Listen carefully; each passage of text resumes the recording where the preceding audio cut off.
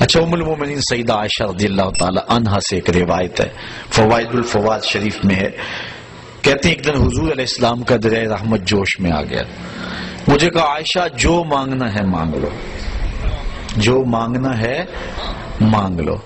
میں نے عرض کی حضور اگر اجازت ہو تو اپنے باپ سے مشورہ نہ کر لوں، دریائے رحمت جوش میں ہے اور کہا جو مانگنا ہے مانگ لو، موقع بڑا اہم ہاتھ میں آیا ہے، تو اگر آپ اجازت دیں تو اپنے والد حضرت ابو بکر صدیق سے مشورہ نہ کر لوں؟ کہا جاؤ ان سے پوچھ لو۔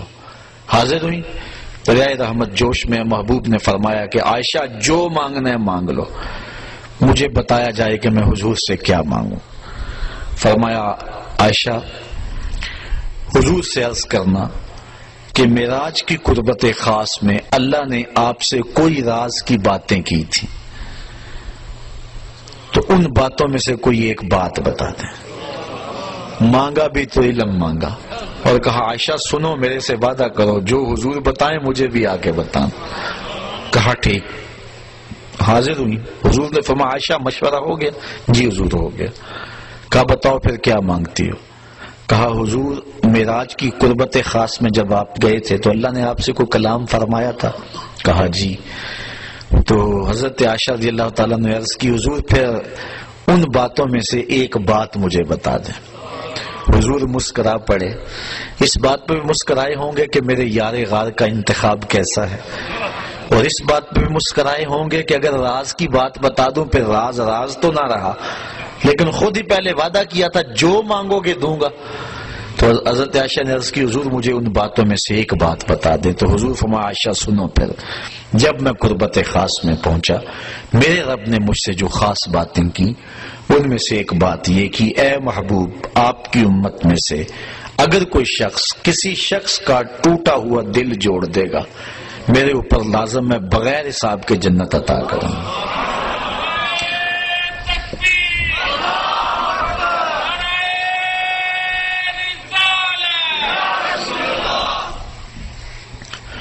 اللہ تعالیٰ پر ویسے کوئی شے لازم نہیں ہے، کوئی شے اللہ پہ فرض نہیں ہے، یہ ہمارے قائد کی کتاب میں لکھا ہے، شرح قائد میں، شرح مقاصد میں، خیالی سب کتابوں میں لکھا ہے کہ اللہ پر کوئی شے لازم نہیں ہے، کوئی فرض نہیں اللہ پر، لیکن از خود اپنے اوپر کوئی شے لازم کر لے تو یہ اس کا کرم ہے۔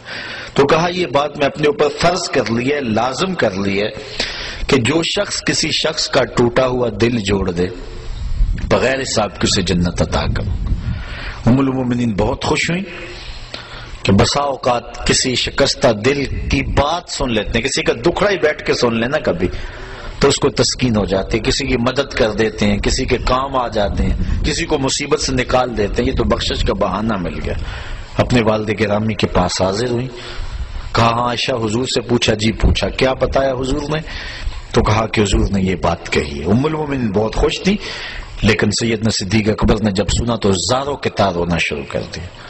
ابا جی یہ بات رونے والی تو نہیں، بسا اوقات دکھیوں کے ہم کام آ جاتے ہیں، پریشان حالوں کی دل کی جو ہے وہ شکستگی دور کر دیتے ہیں، یہ تو بخشش کا بہانہ ہاتھ آ گیا۔ کہا عائشہ اسے معکوس بھی پڑھو، تصویر کا دوسرا رخ بھی دیکھو، اگر کوئی کسی کا ٹوٹا ہوا دل جوڑ دے بغیر حساب کے جنت میں جائے گا، اور اگر کوئی کسی کا دل توڑ بیٹھے تو پھر تو سیدھا جہنم میں جائے گا۔ اس لیے میں ڈرتا ہوں کہ ہم سے کسی کا دل نہ ٹوٹ گیا۔ آج کے معراج النبی کے موضوع پہ ہونے والے اس اجتماع سے یہ درس لے کر گھروں میں پلٹنا، ہو سکے تو کسی کا دل جوڑ دینا، لیکن کسی کے دل کی شکستگی کا سامان نہ بننا۔ میرے اور آپ کے آقا و مولا نے تو یہاں تک احتیاط فرمایا اپنے گوشت کی خوشبو سے ہمسائے کو تکلیف نہ دو، یا تو تھوڑا سا پانی زیادہ ڈال لو اور شوربے کی پیالی غریب ہمسائے کے گھر بھی بھیج دو، اور اگر یہ نہیں کر سکتے تو ایسے زاویے اور ایسے وقت میں کھانا پکاؤ جب ہمسائے کے بچے سو چکے ہوں، چونکہ بچے اٹھ کے ضد کر بیٹھے اور ماں باپ سے انہوں نے مطالبہ کر لیا، غریب ماں باپ استطاعت نہیں رکھتے، تو بتاؤ ان بچوں کے دکھ کا علاج کس کے پاس ہوگا؟ وہ کیا کسی نے کہا نا دوپہر کو سلا دیتی ہے بچوں کو وہ اس ڈر سے گلی میں پھر کھلونے بیچنے والا نہ آ جائے۔ لیکن ہم نے ان لوگوں کے درد کو کبھی سمجھا؟ عید کے دن بھی بیوہ کا یتیم بچہ آلو چھولے بیچنے پہ مجبور ہوتا ہے، کبھی بسوں کے اوپر چھوٹے چھوٹے بچے پانی بیچتے اور کنڈکٹروں کے دھکے کھاتے ہوئے دیکھیں. یہ بچوں کے سکول جانے کا زمانہ ہے، لیکن ہمارا معاشرہ بے درد ہو چکا ہے. تو ہمیں کسی کا دل نہ توڑنا، کسی کے دل کی شکستگی کا سامان نہ بنا. جوڑ سکتے ہو تو کسی کا دل جوڑ دینا، کسی کی شکستگی کو دور کر سکتے ہو تو یہ ایک بہت بڑی نیکی ہے، اور یہ بندے کو کہاں کی کہاں پہنچا دیتی ہے. میرے اور آپ کے آقا و مولا کی مجلس لگی ہوئی تھی. ایک شخص ایک کونے سے اٹھا، عرض کی حضور میرا بچہ گم ہے اور مل نہیں رہا، دعا کریں مل جائے.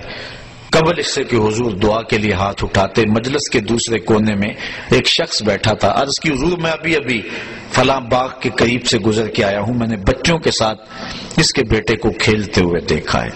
باپ نے سنا تو دوڑ لگا دی. آقا فرمائے سے بلایا گیا. بہت جلدی ہے میاں. جی حضور آپ جانتے ہیں باپ کے جذبات کیا ہوتے ہیں.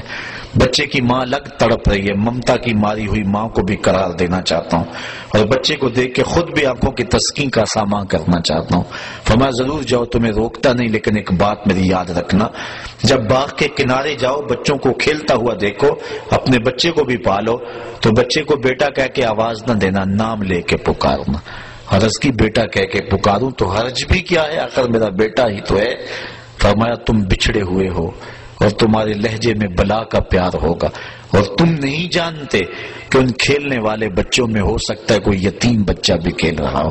اور جب تم اپنے بچے کو بیٹا کہہ کے پکارو گے اس کا دل چھدے گا، کلیجہ زخمی ہوگا. آج میرا باپ ہوتا تو مجھے بھی بیٹا کہہ کے پکارتا. یہ اسلام کا مزاج ہے. بیوہ کے سامنے اپنی بیوی سے پیار نہ کرو، غریب کے سامنے اپنی دولت کی نمائش نہ کرو، اور لوگوں کے لیے دل شکستگی کے سامان نہ کرو، لوگوں کے دل جوڑنے کی کوشش کرو. تو کہا عائشہ میرے رب نے مجھ سے جو باتیں کی ہیں ان میں سے ایک بات یہ ہے، آپ کی امت میں سے اگر کوئی شخص کسی کا ٹوٹا ہوا دل جوڑ دے تو میں نے اپنے اوپر لازم کر لیا ہے کہ بغیر حساب کے اس کو جنت عطا فرماؤں گا. اللہ تعالی ہمیں اس معراج کی برکتیں اور حضور علیہ الصلوۃ والسلام کے سفر کا نور نصیب فرمائے.